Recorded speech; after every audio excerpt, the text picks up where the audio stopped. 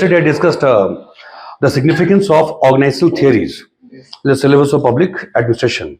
I discussed that this component is more important than other components of the syllabus on the basis of the fact that it gives you the much desirable intellectual disposition wherefrom you can examine any administrative issue, in its different dimensions. It means if organizational theory, if this portion is not properly done, then your ability to analyze anything from a structural point of view, from behavioral point of view, from the point of view of internal environment of the organization or external environment of the organization will be seriously compromised.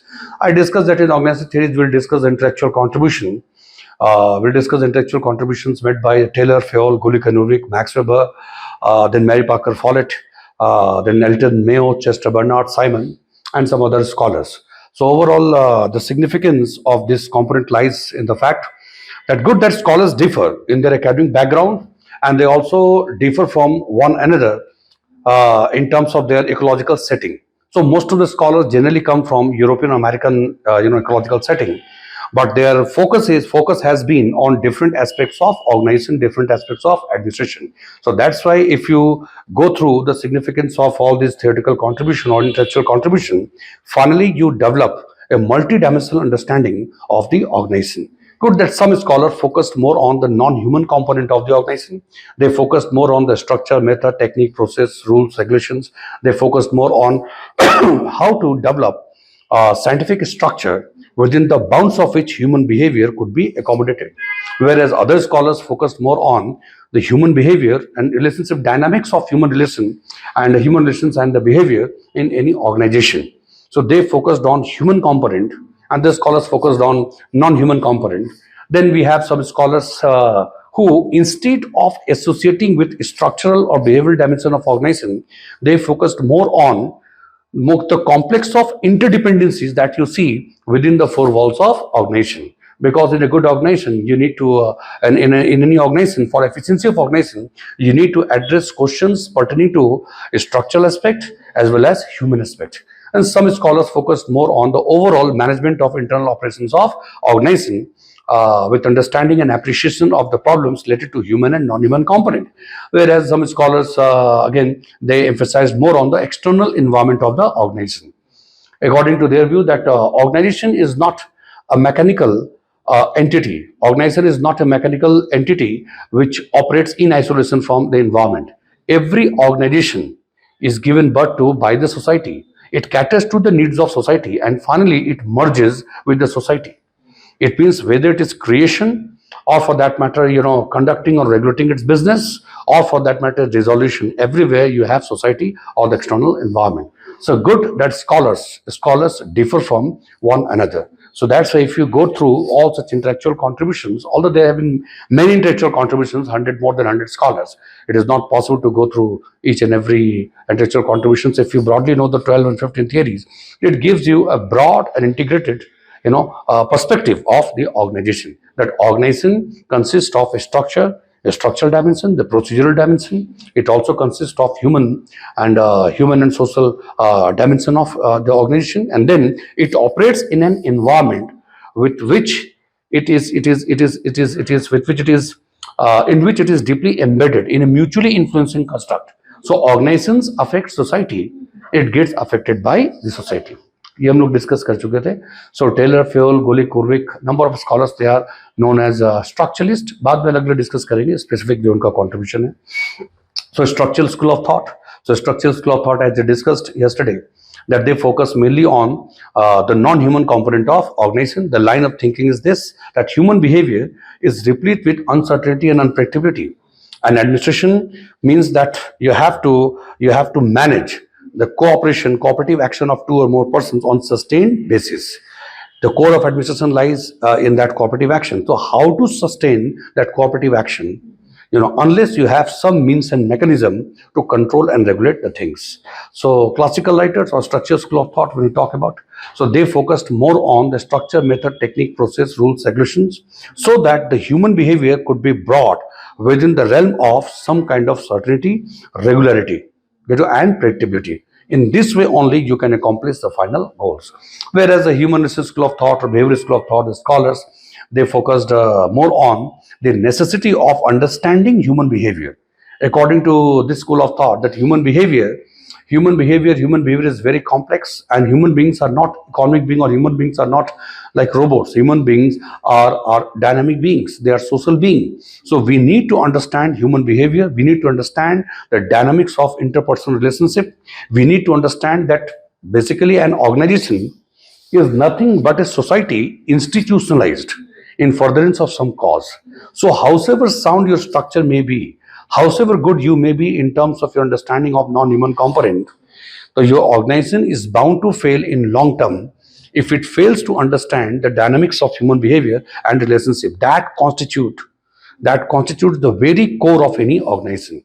So the humanist school of thought or behavioral school of thought, they are not against structural school of thought.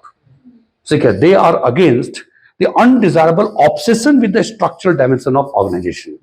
That structure is required. You need some kind of programming. You need some kind of definiteness, in the interrelationship of various positions of authority and responsibility. You need some kind of definiteness in operation, that who will take action on which subject matter and how such action will be taken.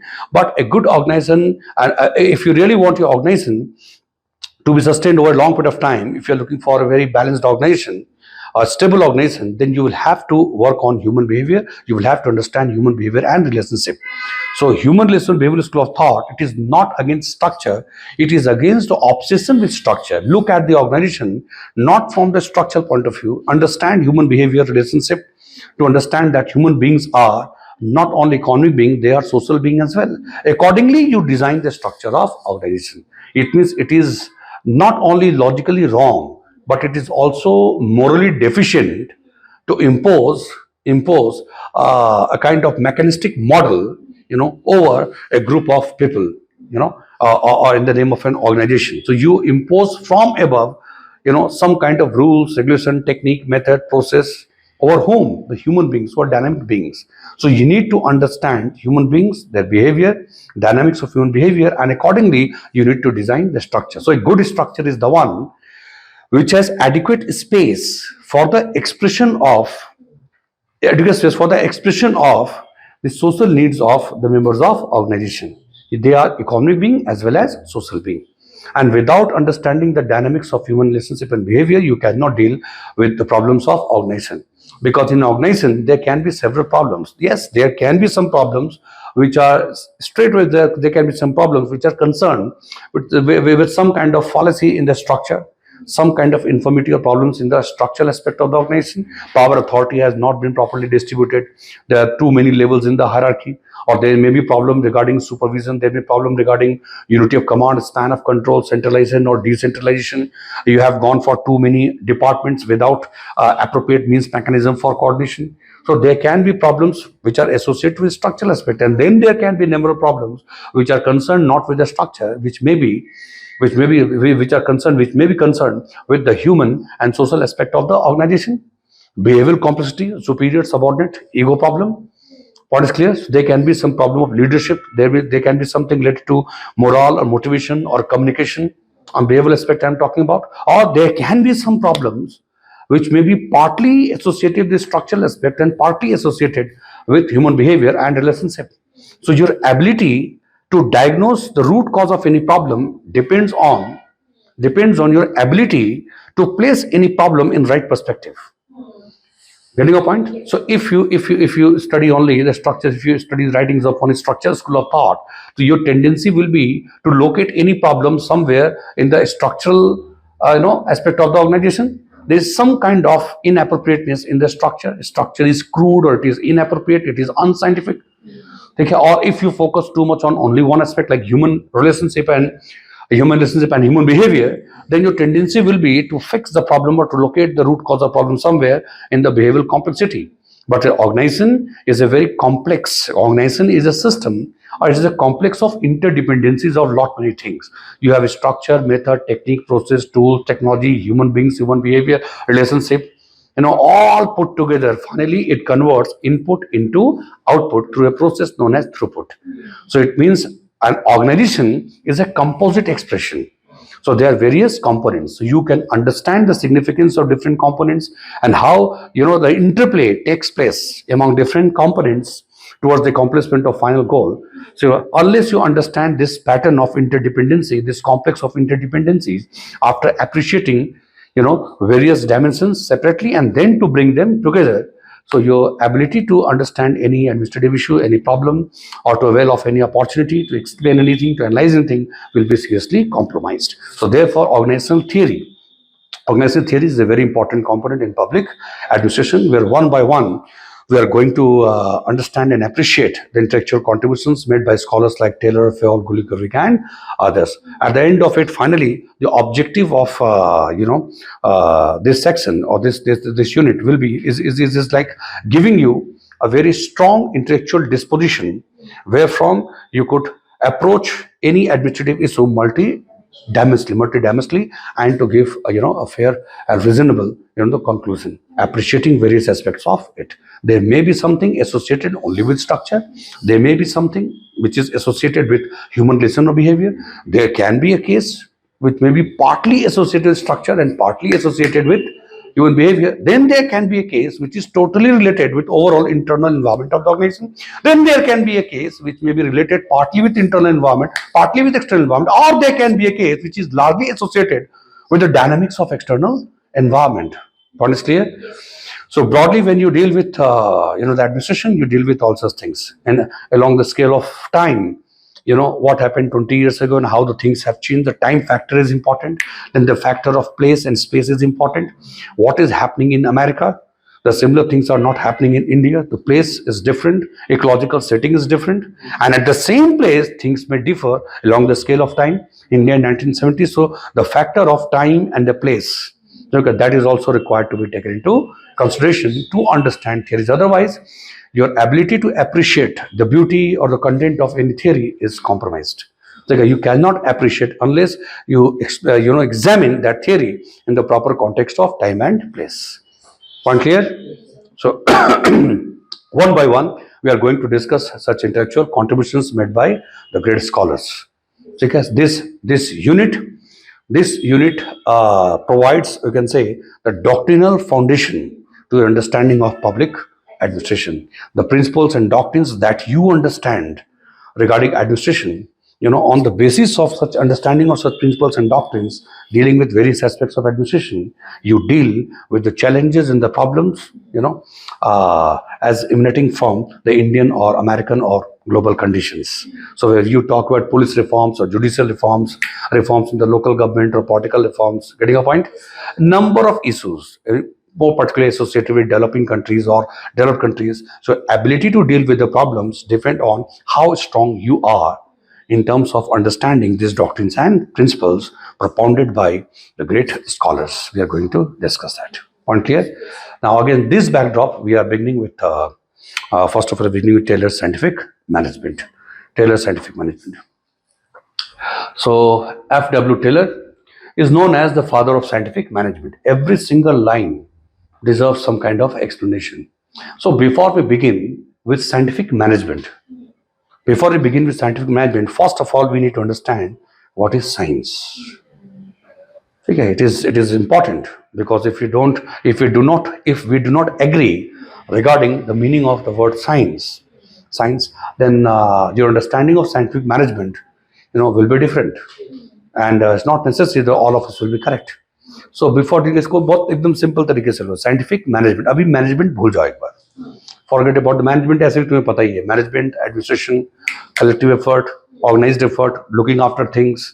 फिर हम लोग ये भी discuss किए थे difference between administration and management.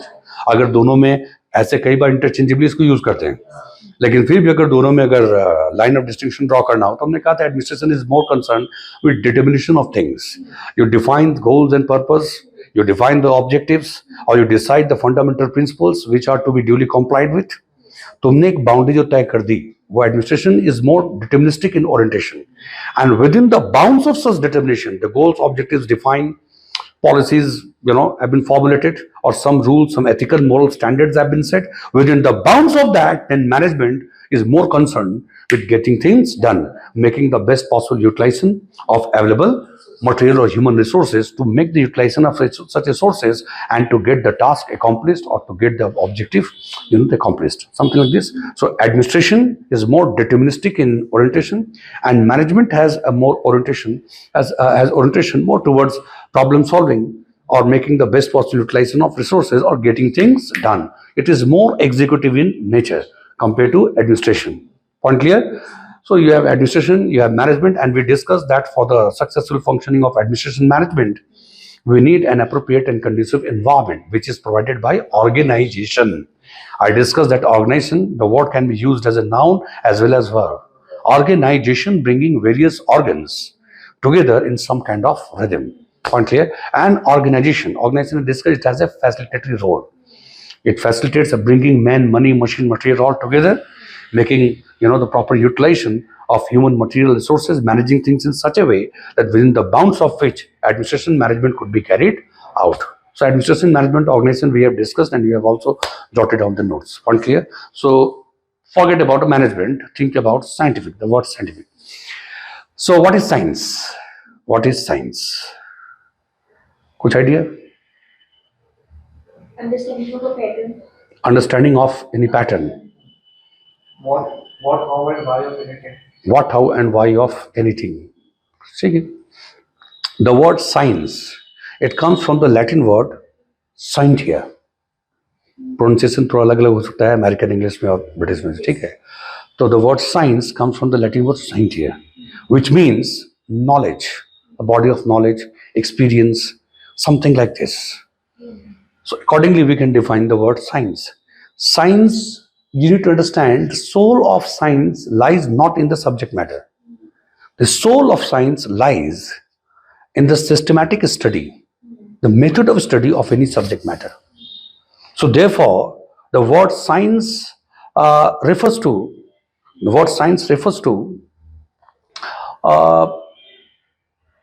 knowledge, development of knowledge, and application of that knowledge.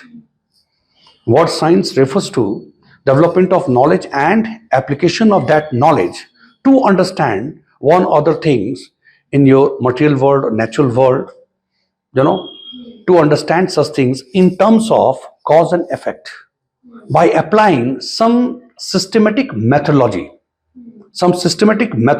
of a study based on evidence. Let make it simple. The science can be, the soul of science lies not in the subject matter. It can be any subject matter. Soul of science lies in the method of study, a systematic method of study.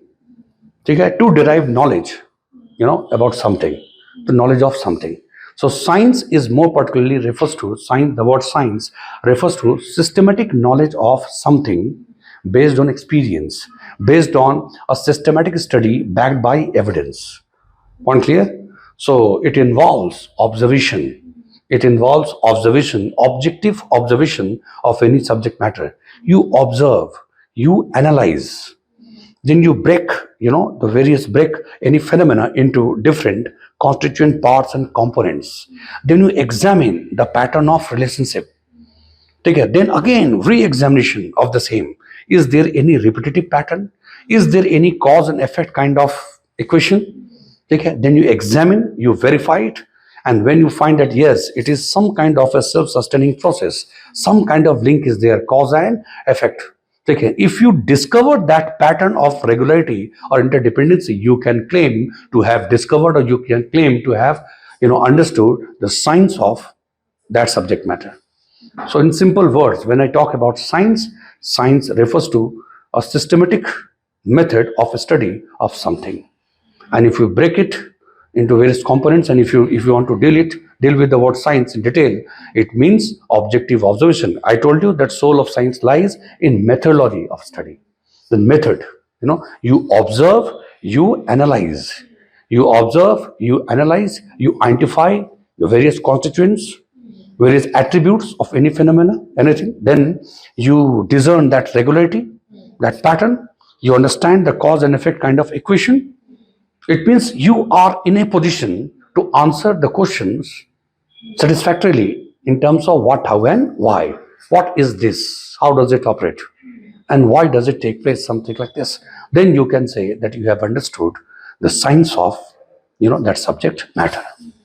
So therefore, the soul of science lies in that spirit of investigation and inquiry. Point clear? The spirit of investigation and inquiry. Nothing is allowed to escape the triumvirate of what, how, and why. That inquisitiveness is there in you. So against this backdrop, if examine, if this is the meaning of science, you don't need to write also this word. You just need to understand. So basically, when we talk about science, we talk about a systematic study of something to understand something in terms of cause and effect. Something as in some kind of self, regulating, self-sustaining process. One clear? ये बारिश हो रही है, ये सब है, तो बारिश हो रही है तो कोई तुम ढोल नहीं बजा रहे हो और डर के भाग नहीं रहे हो.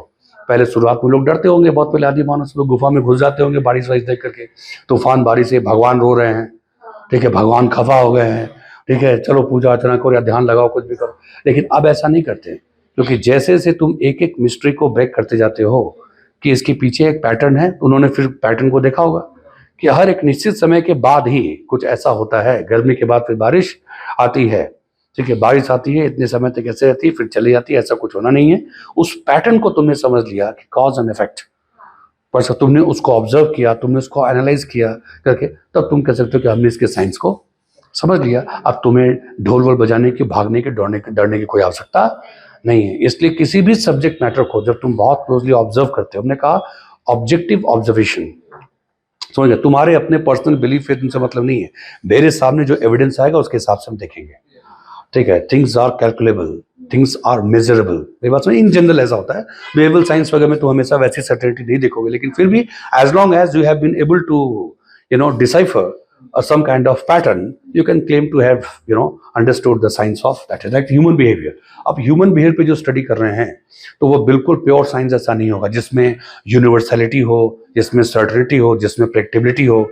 बिल्कुल उस टाइप का मैथमेटिक्स है साइंस, ठीक है. 2 + 2 = 4. अभी जहां भी जाओ 2 + 2 = 4 ही होगा, जहां भी जाओ बिल्कुल एकदम परफेक्ट. ऐसा बिल्कुल ऐसे a + b whole square = a² + 2ab + b, ऐसे ही है ना, ये सही बोल, ठीक.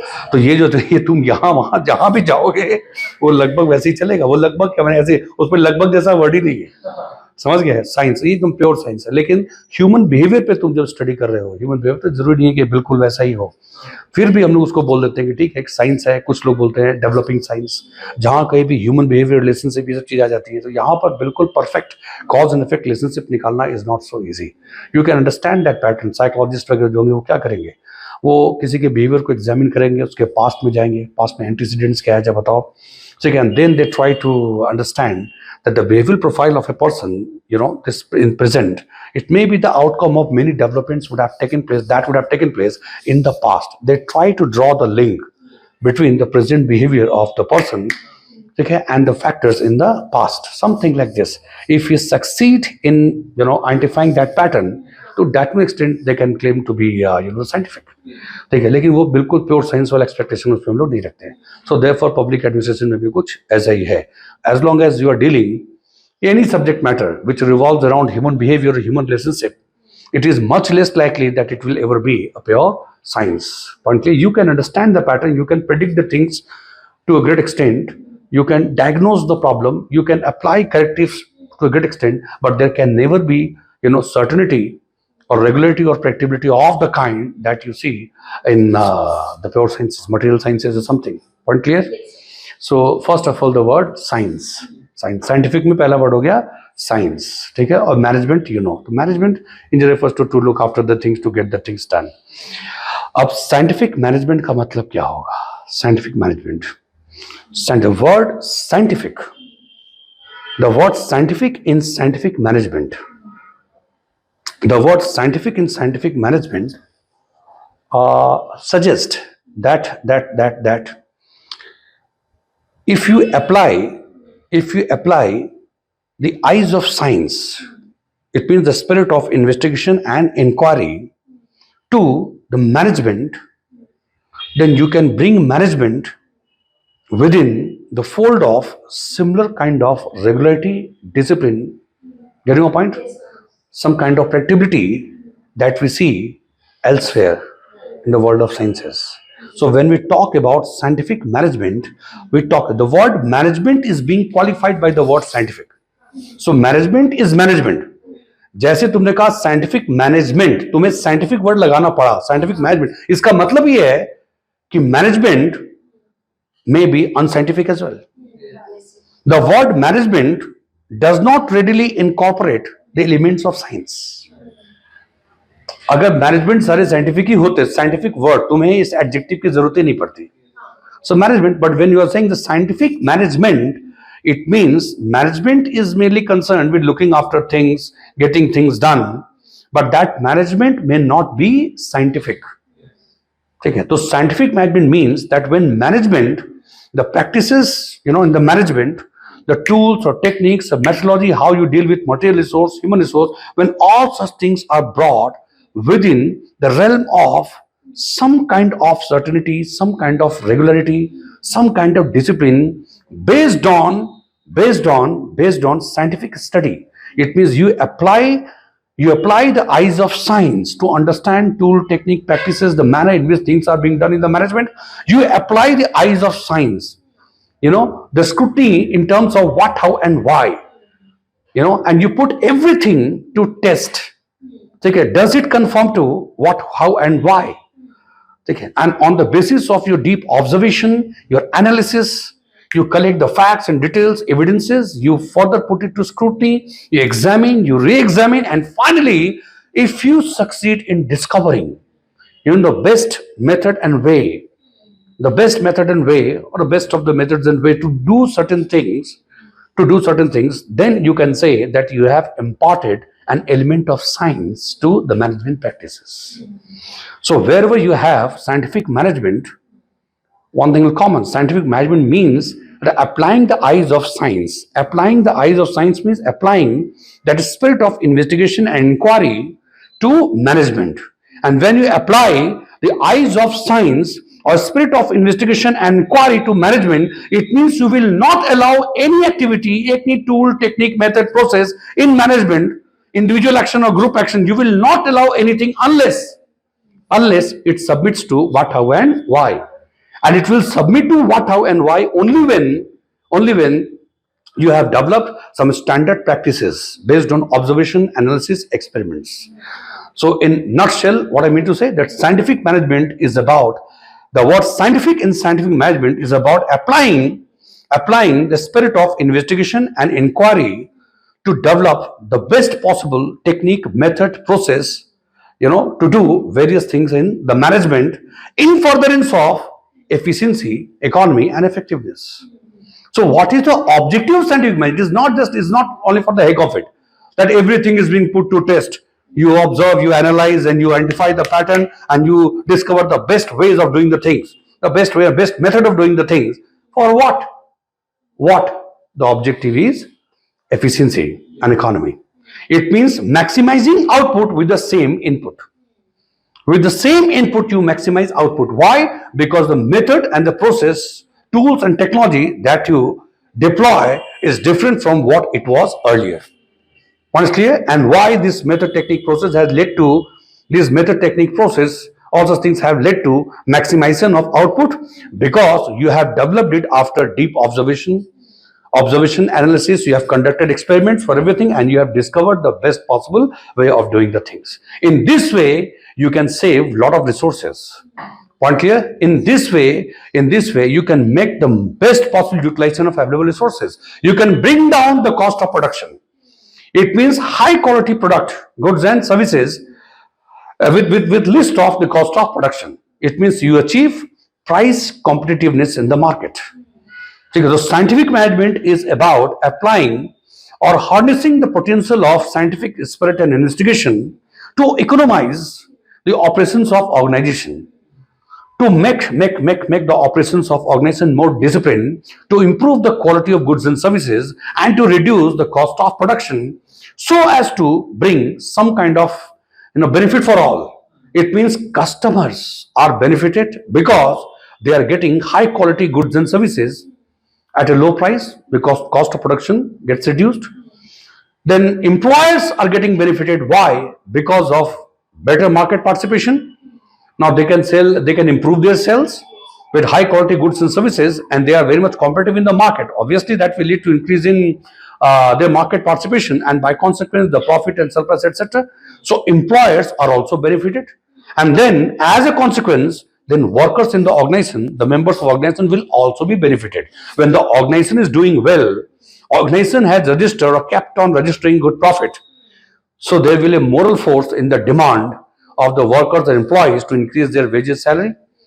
So this is all about scientific management. In not short, in the briefly, scientific management is about applying the eyes of science, to the world of management. Okay, in pursuance of better technique, method, and process based of technology.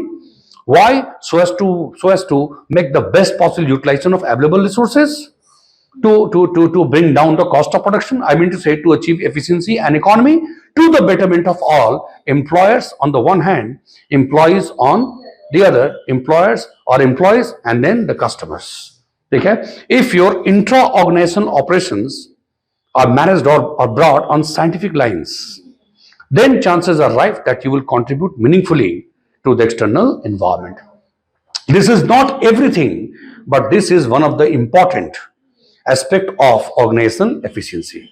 Intra-organization operations, if these are brought on scientific lines, it means best possible utilization of available resources, and in this way, chances are rife that you will make a better, a meaningful contribution, to the society. So scientific management is not merely confined to application of the techniques of, techniques of science to the study of management something. What is the consequence? You need to ask the question. Consequence is betterment of all. Consequence is that this will make a kind of value addition to the interest of all. This scientific management. Up to this point is clear? Yes. So let's take the management first of all, and then you apply the eyes of science to the world of management. अब management के अंदर बहुत सारी चीजें हो रही होंगी.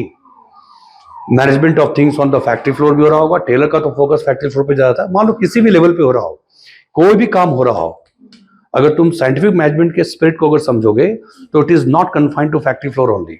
wherever you are, whatever kind of work you are doing, because the scientific management demands that you should examine and observe the things. Don't allow any things to happen simply because it has always been happening like this. So the soul of scientific management lies in that investigation and inquiry. Constantly you are looking for betterment. You never get complacent because environmental conditions are constantly changing. Things are changing very fast. So you need to be dynamic. And what is the principle of dynamism? Principle of dynamism, that you need to adapt to the changing environmental conditions. And if things are very much comfortable, things are well under your control, still proactive approach. You anticipate certain problems which might arise and accordingly you prepare for the same. So the impact quotient or impact zone of scientific management, if it is understood in spirit, it is not merely confined, to deal with the things on the factory floor or to bring down the cost of production. If you understand it in spirit, it means it can be applied at any levels in the organization. It is about asking question to oneself. We are carrying out such activities in this manner. Is this the best way to deal with such things? If this is not the best way, then which one is the best way? So it is about being alert, being vigilant. It is about, not giving any space, to sense of complacency, okay, and to remain awake, all the time, that things are going on well, but can there be any kind of improvement? So you keep conducting research from time to time.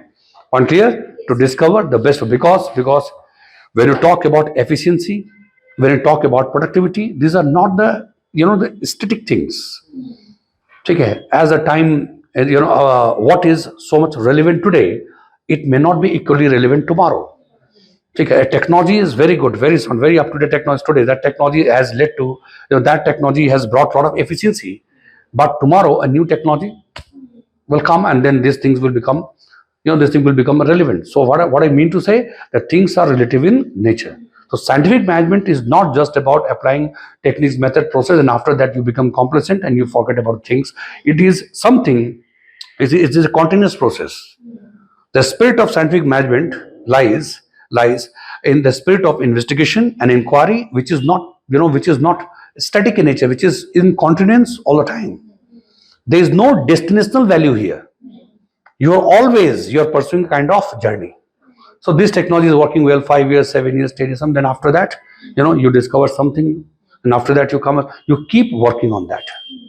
This is the spirit of scientific management. An organization which is so well scientifically managed, okay, it is not necessary that it is scientifically managed in 2023, but it will be equally scientific in 2030 or something. Point clear? So you need to work, you need to upgrade your technology. That's why scientific management, the theory of scientific management hold a kind of perpetual relevance for all types of organization. Yes, there can be debate and discussion that scientific management of Taylor largely revolved around the management of factory floor. That's why I said that if you understand it narrowly, that then you will confine the soul of scientific management, the tool, technique, method, process. You're dealing with workers and supervisors. I will discuss all such things, on the factory floor. But if you understand the spirit, what is visible is not so much important. What is invisible is more important. Point clear? And what is invisible? That is spirit of investigation and inquiry. Do not focus only on that he discovered a hammer or another kind of tool or loading machine, unloading machine. These are the manifestation of that spirit of scientific spirit. What you need to catch hold of is that scientific spirit, which can be applied to any department at any level in the organization. Whatever work you are doing, you are alert, you are vigilant, you are not complacent, and you believe in collecting knowledge, information. You go for the comparative study and you discover the best possible ways and means of doing something. Point clear? Why? Because you want to increase efficiency, you want to improve the level of efficiency and economy for the betterment of all. Scientific management is not to be taken only mechanically, that only cost of production or price something. So there is a philosophy, and what is that philosophy? That you have to be a very productive and meaningful and efficient entity in furtherance of the larger interest of society. Because so every single organization which is efficient, such efficient organizations are making huge value addition, to the welfare of society or development of that society. Unclear. Why to think so much about social justice, economic justice? There are government agencies in the government, all of them are there to take care of that. You should focus more on your whatever work that you are doing. If you are producing, a toy, you are producing anything, shoes, chappals, whatever you are producing, but you are doing your work in the best possible manner. There could hardly be, a better and more creative utilization or more productive utilization of available resources. If most of the organizations follow this spirit of getting a point, investigation, inquiry, the temperament is reflected, scientific management temperament is reflected in management of their operations, and the majority of the organizations will become productive. Just see examine what will happen, what is the consequence. Not only these organizations are profitable, not only they are benefiting the customers, they are benefiting themselves, they are benefiting, their employees. Their intra-organizational affairs are being managed so well. They are making positive contribution, and they are also making positive contribution not into their sector. They are making, by consequence, they are making very important and meaningful contribution to the larger interest of the country. And then you are also contributing to the global interest. So your economy becomes more competitive. Okay, and your economy is more competitive. You are looking after your domestic interest, and you are also contributing to the furtherance of larger global interest. So an organization being very efficient and scientific, it is something not to be seen only from the economic sense, from the sense of economy or business or commerce. There is the efficiency carries an ethical and moral tone as well.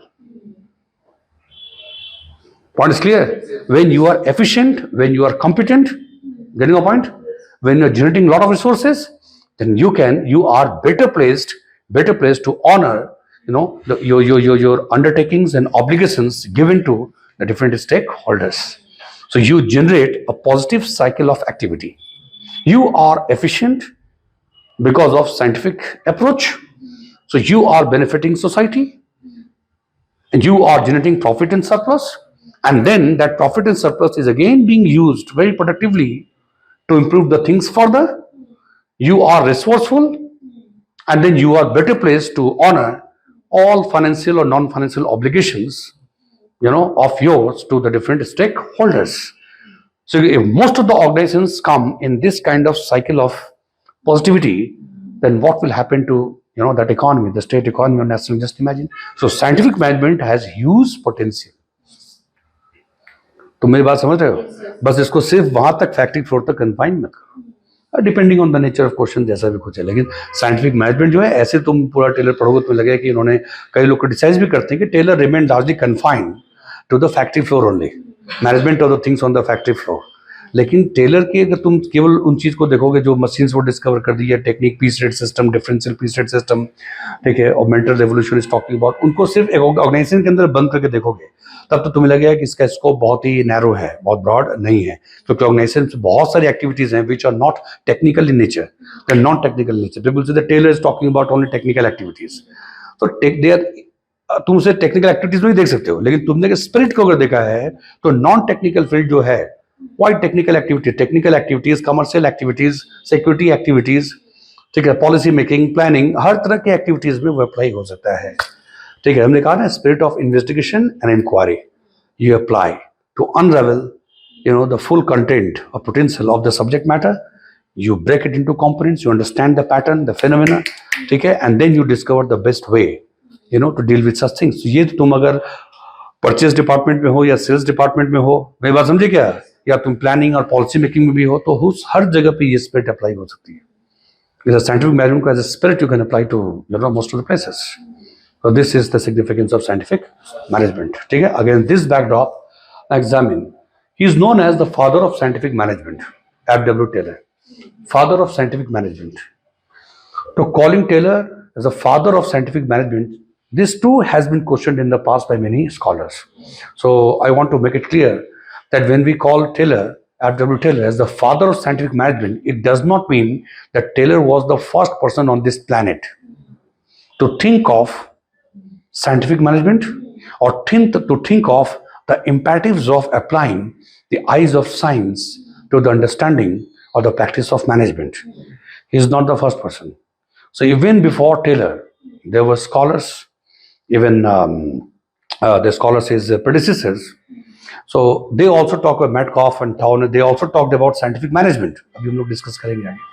They talked about scientific management, but none of them pursued the case of scientific management with such an intensity to the minutest of details, as Taylor did. That's why Taylor is known as the father of scientific management. He is known as father of scientific management not because he is the first person who's talking about that, but more because of the intensity of the spirit of investigation inquiry. The more because of the fact that he not only talked about scientific management, in fact, he never talked about scientific management. For a long period of time, we are using scientific management. But Taylor, to begin with, was not so much concerned with that. He was concerned with only one thing: how to make the things, how to manage the things in a better way. So that spirit of investigation inquiry that talk about. Okay, so he not only he talked about scientific management, or he dealt with scientific management in the books and writings here and there.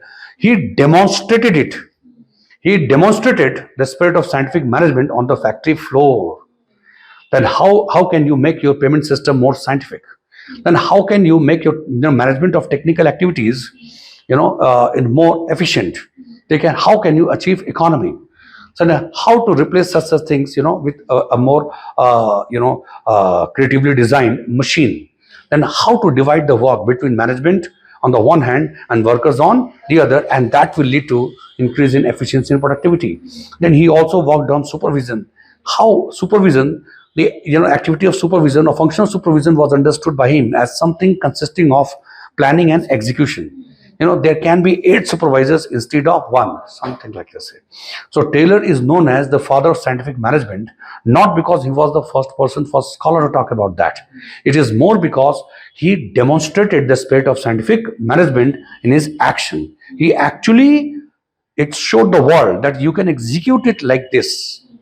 And he, by applying the principles of scientific management, he succeeded in increasing the efficiency and economy of the organization. In fact, he succeeded in answering the burning question of the time. Then how to increase efficiency in the organization and how to bring down the cost of production.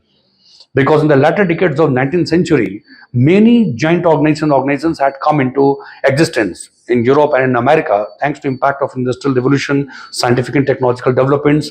Many organizations, huge organizations had come into existence without much experience, without much understanding of the management as an important function. They had developed, they had brought giant machines, they had appointed hundreds of workers, thousands of workers, but the tools and techniques of management was age old and antediluvian.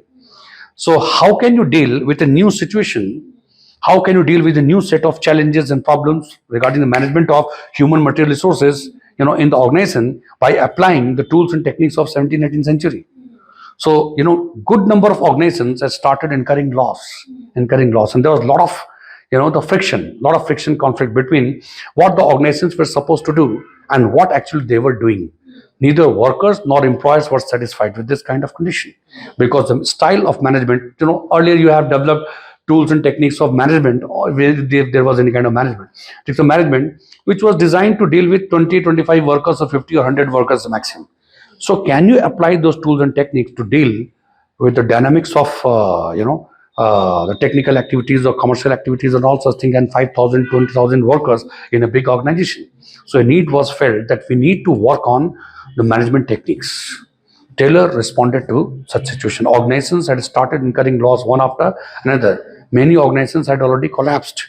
So burning question of the time was how to manage the things, how to bring the operations of organization on more scientific lines, then how to bring down the cost of production, how to achieve, the sustainability in the market, something like this. Because so Taylor not only suggested the ways and means as a part of some kind of board or commissions. No, Taylor began his career as a worker, as a laborer, and gradually he got promotion and became the chief engineer. He also studied a lot many things. And then he had a first-hand understanding. Taylor had first-hand understanding of the problems of workers, a first-hand understanding of the dispute between workers and the management. What is the reason? How does it happen? And he was also very much aware of the typical psychological disposition of workers. Then how come that the workers very often they produce much less than what they are capable of producing? What kind of mindset works? Actually, they don't want to let the management know that they are capable of doing this much of things because they fear, that is known as soldiering, I will discuss there, okay, that they fear that some of them will become surplus, और वो अगर बहुत अच्छा काम कर रहे हैं उसी रेट को उसी पेस को वो स्टैंडर्ड बना देंगे. ऐसे बहुत तरह की बातें हैं. मतलब वर्कर्स जो है उनकी साइकोलॉजी कैसे काम करती है, वर्कर्स और मैनेजमेंट के बीच में क्या क्या कॉन्फ्लिक्ट होते हैं, क्या कारण है, why efficiency level is so low, because technique method process जो आप डिप्लॉय करो वो साइंटिफिक नहीं है, जो आप करते आ रहे हो वही करते आ रहे हो. All such things were discuss. So Taylor बोले even humblest of the humble tool hammer, even hammer was subjected to rigorous scrutiny. ठीक है कि hammer, what is the size of hammer, what is the shape of this hammer, so what is the level of productivity that we can achieve with this hammer. So you conduct experiment, observation, analysis, then you design a particular hammer, the optimal weight and size, that if you use this hammer, then you can increase your productivity every 5 minutes like this, and if it is multiplied by 5,000, 20,000 workers, just imagine, by example, what would be the consequence. So it means humblest of the humble tool could not escape his spirit of investigation and inquiry, could not escape his eyes, constantly looking for some kind of improvement. Workers moving from one machine to another machine. Why are you not taking diagonal path, which is the shortest path? You are wasting your time here. I discussed those things earlier also. So scientific management, he is known as the father of scientific management. Not simply because he just propounded a theory and he studied the scientific aspect of management here and there. It's not like that. He actually practiced it and he demonstrated it. He showed that it is possible when you apply the principles of scientific management.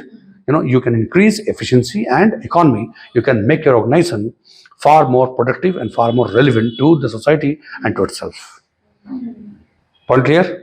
So if he is known as the father of scientific management, it is more because of the intensity of his research, more because of his belief, more because of the practical demonstration, that yes, it is possible. There is a lot of scope. you are wasting your resources here and there. Why? Because you are not alert and vigilant. ठीक है, you don't need to do different things. You need to do the same thing more meaningfully. ठीक है, it all lies in you. You are not looking after, you are not vigilant, you are not adequately vigilant. That's why there is a wastage of resources that's taking place. So he is known as father of scientific management, more because of the intensity of his spirit of investigation, more because of the practical demonstration of the scientific management to the benefit of all. Point clear? The next is thematic core. Best management is a true science. This line holds a lot of significance. It encapsulates the spirit of scientific management. Best management is a true science. So wherever you come across the best management, whenever you want to develop management, the best management, so best management is not possible unless it is based on science.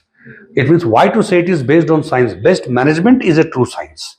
So wherever you come across best management, be sure that the management will reflect the scientific spirit. Okay, if you make departure from science, there cannot be the best management. Okay, and it means if you do not make departure, it means you reflect that scientific spirit. Your management can be the best management. What does that mean?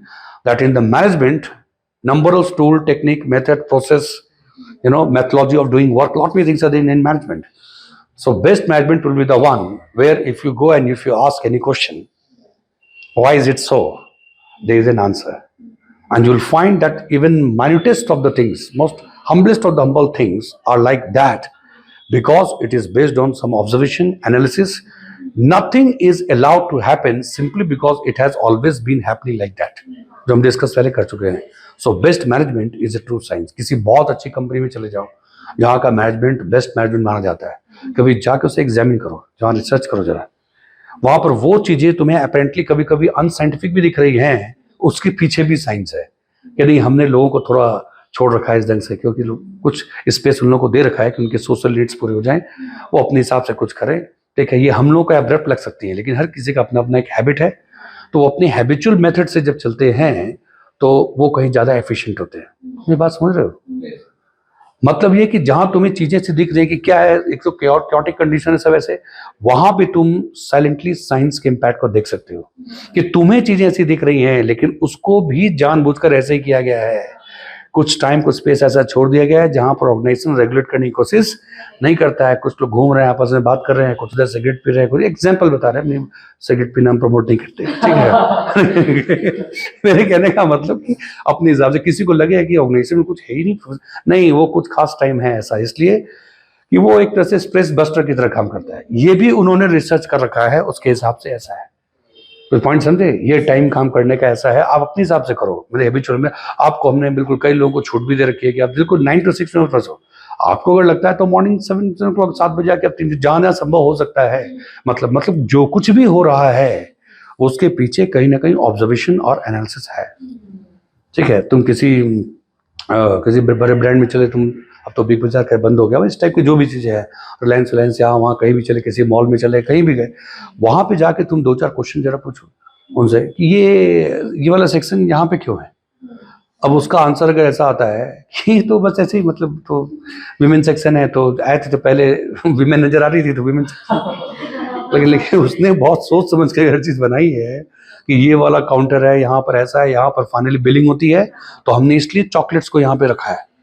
सारे chocolates यहाँ पे, बच्चे जब आएंगे पापा के साथ mummy के साथ तो इस जगह हंगामा करेंगे, चॉकलेट तो जो बिल हो रहा था 7,900 का, उसको बच्चे आराम से 9,500 में पहुंचा सकते हैं. ये चॉकलेट वो छोड़ो, और हमने खास करके ऐसे चॉकलेट को, महंगी चॉकलेट्स ही रखे हैं यहाँ पे कुछ भी पार्ले जी जैसा नहीं है, सब ऐसे कर रखे. उसका दिमाग देखो, हर चीज मतलब उसने ऐसे कर रखी. तो आपने चॉकलेट्स को इतने नीचे क्यों रखा है? बोले कि आमतौर पर हमने देखा कि जो बच्चे यहाँ पे आते हैं, सो जनरली जो बच्चे माता पिता के साथ यहाँ पे आते हैं सब सामान खरीदने के लिए, तो किस साइड के बच्चे सबसे अधिक आते हैं? उसके साथ देखा कि दिन भर में अगर 1,000 बच्चे आते हैं तो उसमें अधिकतर वो 5-6 साल के इस ढंग के होते हैं. मतलब कुछ वो भी कैलकुलेशन करके निकाला है. एवरेज हाइट कौन किस हाइट पे रखेंगे तो बहुत आसानी से वो देख लेंगे. कहने का तो ये आपने मिल्क प्रोडक्ट्स वगैरह को वहाँ रखा है, इतनी ज़्यादा लाइट इसके ऊपर, वो पेरिशेबल आइटम, उसको जल्दी जल्दी निकालना है क्योंकि वो खराब हो जाएगा 1 से 2 दिन के अंदर में, इसलिए वो जब लोगों के नज़र में जल्दी आए, इसलिए उसके ऊपर काफ़ी लाइट है, उसके ऊपर लाइट, उसका शेड भी बाकी लाइट से बिल्कुल अलग है, कॉन्ट्रास्ट को जिस ढंग का कर रखा है, मतलब हर बात के लिए। ये वाला सेक्शन ऐसा है तो इसमें म्यूजिक आप बेचारे बिल्कुल म्यूजिक ऐसा ऐसा क्यों है, वो ऐसा, मतलब कहने का मतलब है नहीं पता कहाँ तक जाए, लेकिन उसके पीछे कुछ इस ढंग की सोच हर जगह है। कुछ पॉइंट समझे, अनाज खरीदना है, ये सब भारी चीजें खरीदनी है तो वो बिल्कुल अंदर वहां पे रखा हुआ है, बाकी स्नैक्स वगैरह लेना है वो सब, ये उसके माइंडसेट को देखते हुए सारी चीजें की गई हैं, समझ गए। वो सारा पेंट वेंट जो कर रखे हैं, उनका जो डेकोरेशन वगैरह जो है वो सब चीजें उसी हिसाब से की गई है। मेन सेक्शन उसके अलग है, विमेन के अलग है। फिर 1-2 स्टोर ऐसे हैं बोले हमने डेकोर पे खर्च किया ही नहीं, बोले क्यों, क्योंकि हमारा रिसर्च ये कहता है कि लोगों को आपके डेकोरेशन से कोई लेना देना नहीं है, उनका मेन लेना है कितना सस्ता आप दे रहे हैं। वो जब चावल दाल सब्जी ये सब खरीदने आ रहे हैं ना, तुम्हारे डेकोरेशन के आसमान में, उससे हमें कोई लेना देना नहीं है। सीधी बात है, मेरे को बाहर आलू मिल रहा है 50, तुम दे रहे हो 30 में, काम खत्म। तुम यहाँ भूतड़ा बना दो इसको, चाहे इसके अंदर तुम्हें जो तुम पेंट वेंट कुछ मत करवाओ। उन्हें इंडिया को समझ लिया, यहाँ के लोग, हमें वो सब ड्रामा नहीं चाहिए। किसने बोला एसी चलाने के लिए, फालतू का बिल हो, जो बिल आगे लोग हमसे, तुम, हमें कोई एसी वैसी नहीं चाहिए भाई, पंखा उंखा चला दो, कूलर वूलर जो समझ आता है, नहीं आता है, सामान एकदम ठीक दाम पे दो, ठीक है, कुछ नहीं ऐसे। लेकिन जो कोई भी कुछ कर रहा है, इसलिए एक स्टोर तुम देखोगे बहुत सजा के ऐसे, दूसरा स्टोर बहुत ज्यादा चल रहा है, उसने बिल्कुल इंटरनेट पे काम नहीं है। डी-मार्ट है, हम सुने हैं, देखे, अब उतना तो कि उसका कुछ उसके कुछ लॉजिक कुछ ऐसे ही है कि वो बहुत ज्यादा उस पर खर्च नहीं करता, वो इंटर सब पे नहीं करता, मतलब मिनिमम जो चाहिए। बाकी वो मेनली वही है कि उसका प्राइस उसका काफी कॉम्पिटिटिव रहता है, ठीक है। तो जो कुछ भी करो, लेकिन उसके पीछे एक और रिसर्च है, ऑब्जर्वेशन एनालिसिस है, तो वो तुम्हारा जो मैनेजमेंट जो वहाँ का होगा, ठीक है।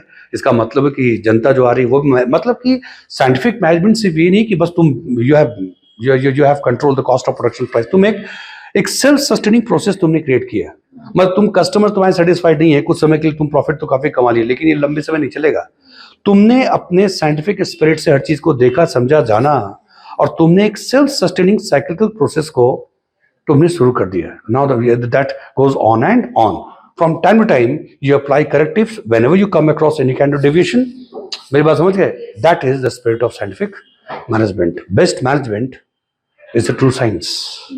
बेस्ट मैनेजमेंट, कहीं भी जो बेस्ट मैनेजमेंट होगा, it is not possible if it makes departure from science. It means convergence with science, or scientific spirit is indispensable if you want to develop, the best management. Yes, sir. Point clear? अब तुम लोग देख लो, एब्डुलटेन की आंखों को देखो, देख लो, हमेशा कुछ ढूंढ रही है, देखो कहीं कहीं कमी तो नहीं है, कहीं और कैसे इसको इम्प्रूव किया जा सकता है, कई तरह की बातें, ठीक है। 1856 ऑनवर्ड 1915, 1857 की क्रांति, मंगल पांडे, ठीक है, उसे 1 साल पहले का जन्म हुआ है, ठीक है। ये भी एक तरह के क्रांतिकारी हैं, ठीक है ना, क्रांति लेकर के आए इंडस्ट्रीज में, ठीक है। Best management is a true science, आज हम लोगों ने ये डिस्कस किया, और फादर ऑफ साइंटिफिक मैनेजमेंट। सिर्फ 2 लाइन पे इतनी बातें हैं, समझ में आया? आगे क्या होगा देखेंगे, ठीक है।